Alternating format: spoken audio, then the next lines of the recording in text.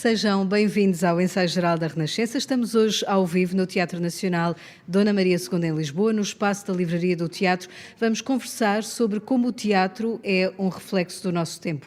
Na sala estúdio está a peça Outra Língua e em junho chega à Sala Garrett a peça Cosmos. É sobre elas que hoje falamos com o maior painel de convidadas que alguma vez tive no ensaio geral. São nossas convidadas a Cleo Diara, Isabel Zoá, Kelly Freitas, Nádia Iracema, Raquel André e Tita Maravilha. Começamos por Outra Língua, é um espetáculo com o texto da Kelly Freitas. Este é um projeto criado por mulheres falantes de português e começamos já com o sotaque brasileiro.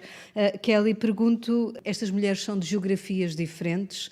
De que fala, no fundo, esta peça que fala desta outra língua? Outra Língua nasce de um desejo meu e da Raquel André, já de 10 anos atrás, porque a Raquel André foi a primeira pessoa que eu conheci humana que falava português de Portugal. Então, a Raquel morou no Rio de Janeiro, onde eu vivia também, vivi a grande parte da minha vida, e não sabia que algum dia também seria imigrante em Portugal. Eu tenho um grande fascínio pela língua portuguesa como artista, como escritora, como dramaturga e também como aluna de letras. Portanto, fiz faculdade de letras e na minha faculdade acho que foi crescendo esse desejo de um dia tentar reunir as ferramentas para falar sobre essa ferramenta tão potente que é a nossa língua, através da qual a gente vive, a portuguesa. E com a Kelly Freitas, a Raquel André partilha a direção do Outra Língua. Raquel, uma das interrogações que o espetáculo coloca é se todas as pessoas que falam português podem dizer que falam a mesma língua. Devolvo a pergunta, falam a mesma língua? Acho que essa é a pergunta que gostaríamos que no final do espetáculo todas as espectadoras e os espectadores ficassem a pensar sobre isso, porque é uma discussão que também não nos interessa ter uma resposta única, porque eu acho que, consoante o contexto onde estamos, pode-nos interessar dizer sim, falamos a mesma língua, e em outros contextos temos que disputar algumas palavras e algum significado de algumas palavras. Então acho que um dos objetivos ou vontades do espetáculo é que no final as pessoas saiam da sala a pensar, será que falamos mesmo a mesma língua? E o que é que isso significa, não é? Falar a mesma língua. E o que é que faz não falarmos a mesma língua? Precisamente.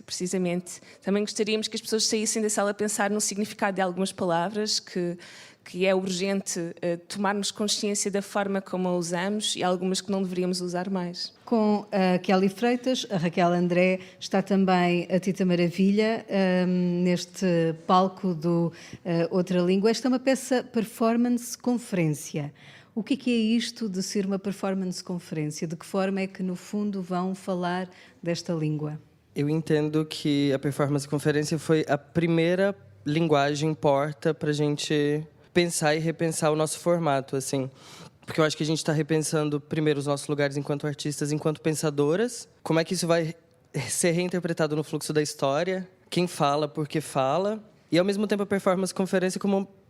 E o jeito que a gente está brincando, né? Tipo, como é que a gente está repensando essa ideia também de ensino-aprendizado. Porque eu acho que a gente não está aqui numa estrutura de querer trazer a coisa já pronta. É, assim, um jeitinho para a gente repensar coisas que estão por aí. Então, a conferência como essa ideia... O público também faz parte quase dessa performance, o pensar também aquilo que está a acontecer. Quase de pensar que não traremos respostas. Eu acho que isso é... E sim, talvez questionamentos para que possa borbulhar. E vou vendo aqui a Nádia ao meu lado aí dizendo que sim. Ela vai estar também em palco com a Kelly Freitas, a Raquel André e a Tita Maravilha. É natural de Angola. A questão da língua oficial de Angola, a língua portuguesa e as outras línguas e dialetos que se falam em Angola, leva também para este patamar do espetáculo alguma mais-valia? A questão de a língua é de quem, afinal, que língua é que se fala? Desde o início foi uma questão que teve sempre sobre a mesa, esta questão da língua ser uma língua que é viva, que é uma língua que é de barro, que é uma língua que se pode pensar e repensar, ajustar e reajustar, não é? Então isso sempre foi uma preocupação, podermos refletir sobre isso. E depois, obviamente, também faço todo o resgate da língua da minha mãe, do meu pai, das línguas que atravessaram a minha geografia, também o alemão, ou seja, são línguas igualmente potentes e igualmente válidas de estarem naquele lugar a serem refletidas e ocupadas. Portanto, sim, falo português, sim, falo português com as influências todas que essa migração trouxe, não é? Dessa vivência em vários lugares e desse contacto com outras línguas. Portanto, está presente na peça, sim. E a língua, o facto de haver uma língua oficial, sobretudo uma língua que também tem uma carga de um colonizador, é uma questão que vos interessa explorar? Claro que sim, como a Raquel trouxe, a Titi e a Kelly também, o pensarmos aquilo que dizemos, não é? Porque é um privilégio, às vezes, não termos que nos preocupar com aquilo que nos sai da boca, não é? Mas o convite aqui é essa reflexão, é porque é que palavras como denegrir não são repensadas dentro do vocabulário de hoje? Porque é que as continuamos a usar e perpetuar, não é? Como é que podemos olhar para aquilo que é o nosso léxico, aquilo que são as nossas palavras e ver o que é que faz sentido continuar a usar e ter a coragem de nos desfazermos de algumas e transformá-las e ressignificá-las. A Nádia tem esta duplo papel aqui neste ensaio geral, porque ela está também, na outra peça de que vamos falar, o Cosmos, assina a direção artística com a Cleodiária e com a Isabel Zoá.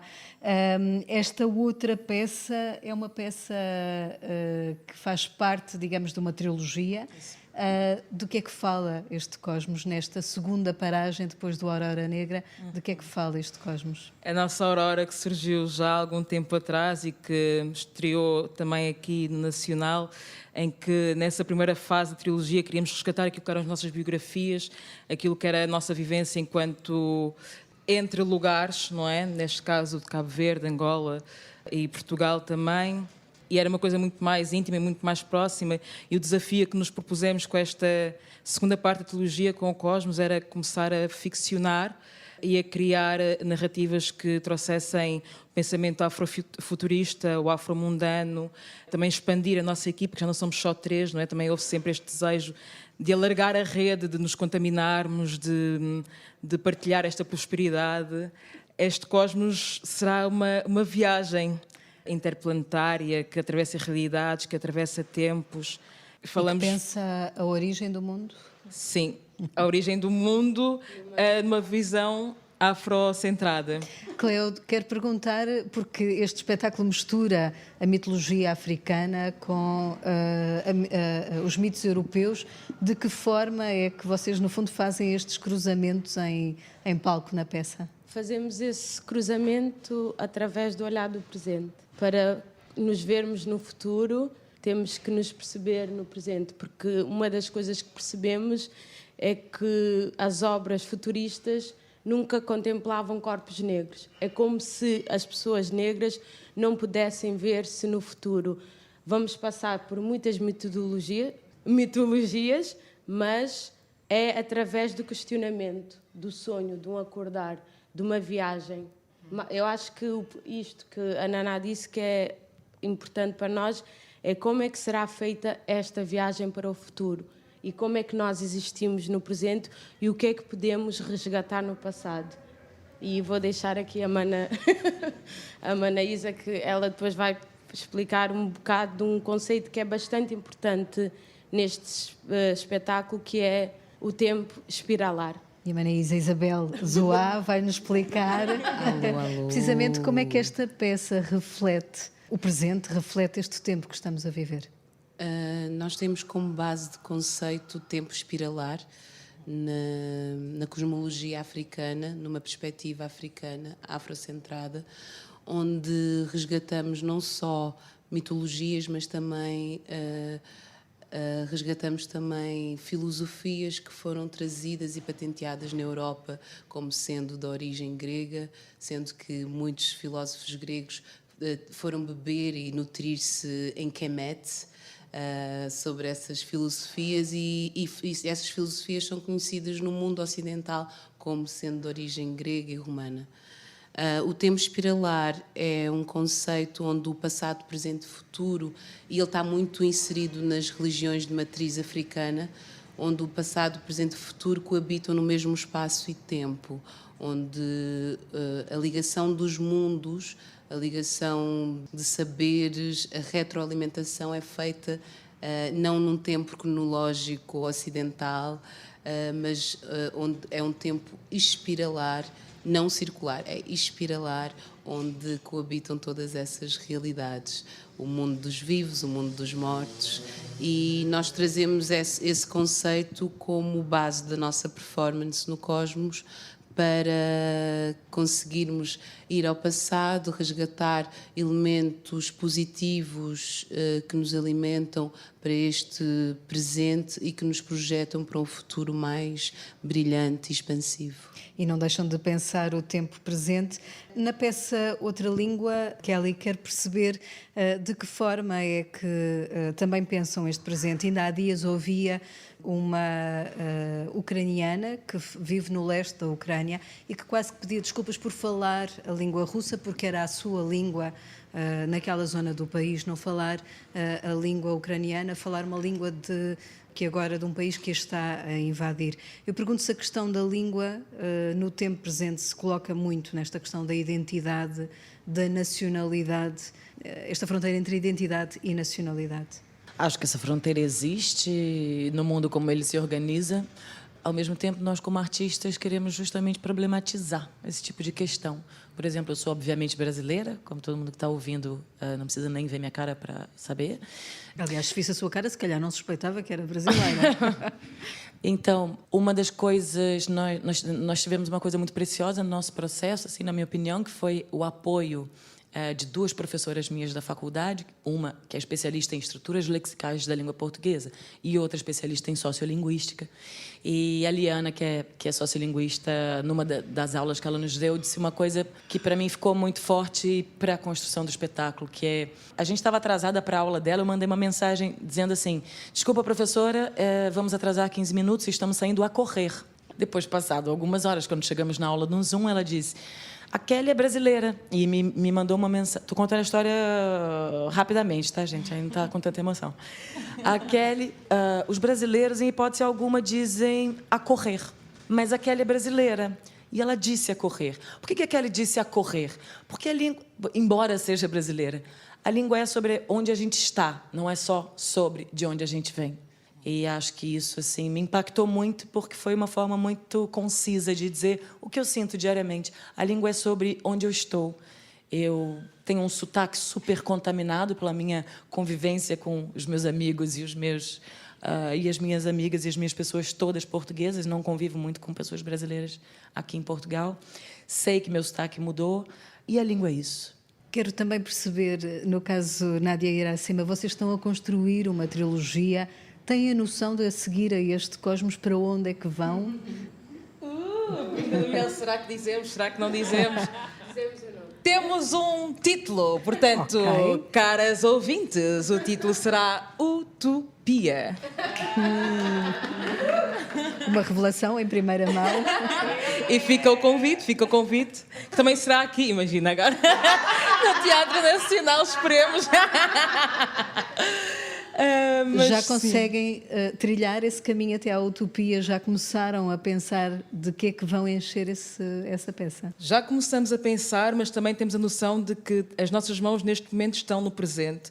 O nosso coração, o nosso corpo está neste presente e neste cosmos que estamos a construir agora. E isso é o mais importante e fundamental, é viver este presente agora e depois, sim, deste processo finalizado, de alguma forma, entrarmos nesse outro barro que será a utopia. Mais uma vez, nesta ideia de nos multiplicarmos, queremos sempre ser mais e mais e mais, que a rede se alargue. Mas, para já, os nossos corações estão neste Cosmos. Neste Cosmos, sim, que vai estrear dia 23 de junho. Até dia 3 de julho. No ensaio geral, escutamos agora as perguntas que Guilherme de Oliveira Martins, o nosso colaborador semanal do Centro Nacional de Cultura, deixou a propósito destes dois novos espetáculos. Cosmos é uma viagem interplanetária onde se procura um tesouro para a criação de um novo mundo. O tema é, assim, o dos futuros possíveis. O tempo e o espaço confundem-se, dando origem a uma sobreposição de acontecimentos entre a realidade e a ficção. E a minha pergunta é esta: todos temos a obrigação de não deixar morrer a memória que se encontra na nossa história em relação com a dos outros. Em que medida? O teatro pode, como arte e pedagogia, ser permanente demonstração de que não há futuro sem memória. E chegamos ao tema da língua, sobretudo quando é falada por várias culturas em vários continentes.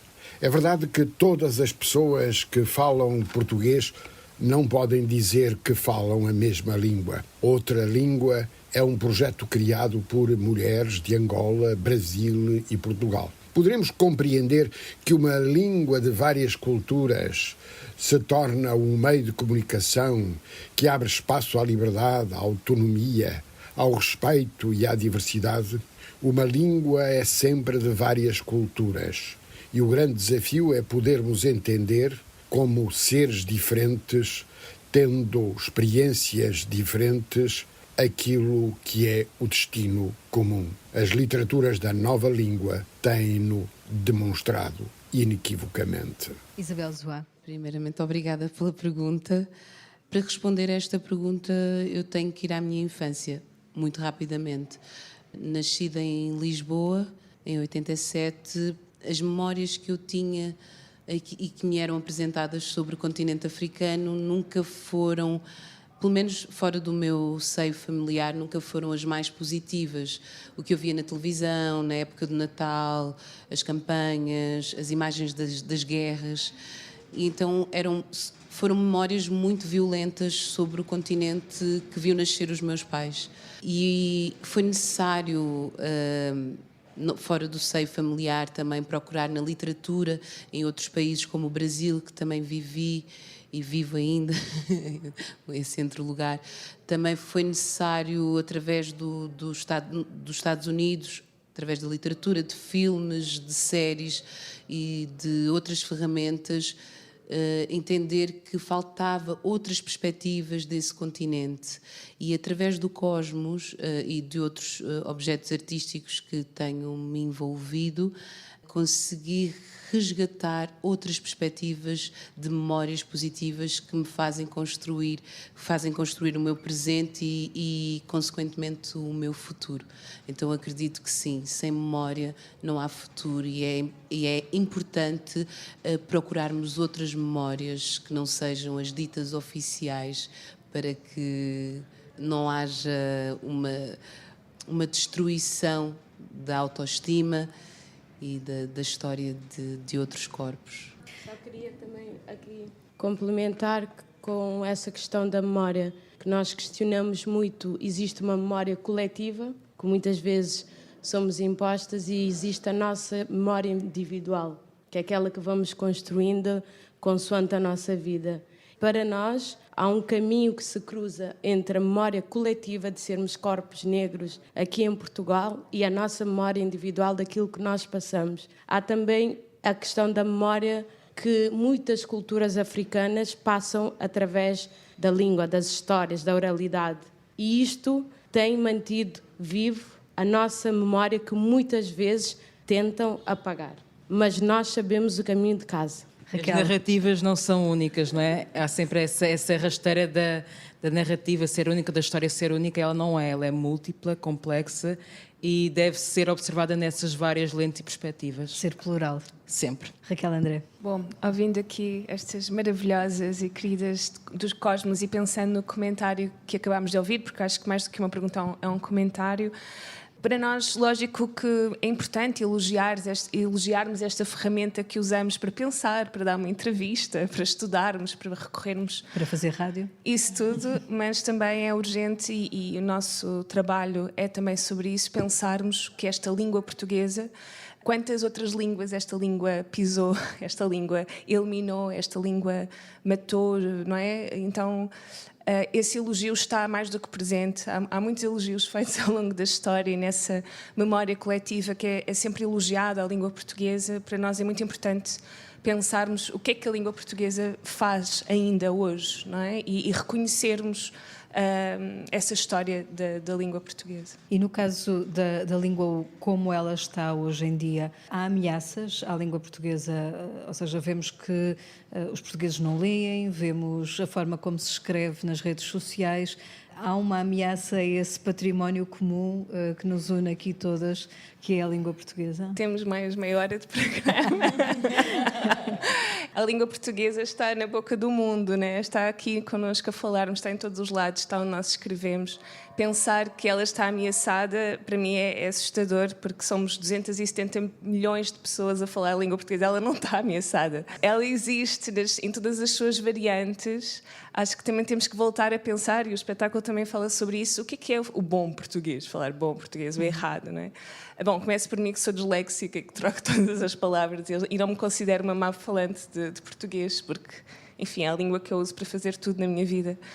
Portanto, não acho mesmo que a língua esteja ameaçada, pelo contrário. Kelly, quer acrescentar uma coisa, Tita? Eu acho que, essencialmente, talvez o nosso trabalho aqui é ressaltar que a língua viva, que talvez amo o conceito de espiralar, assim, também não...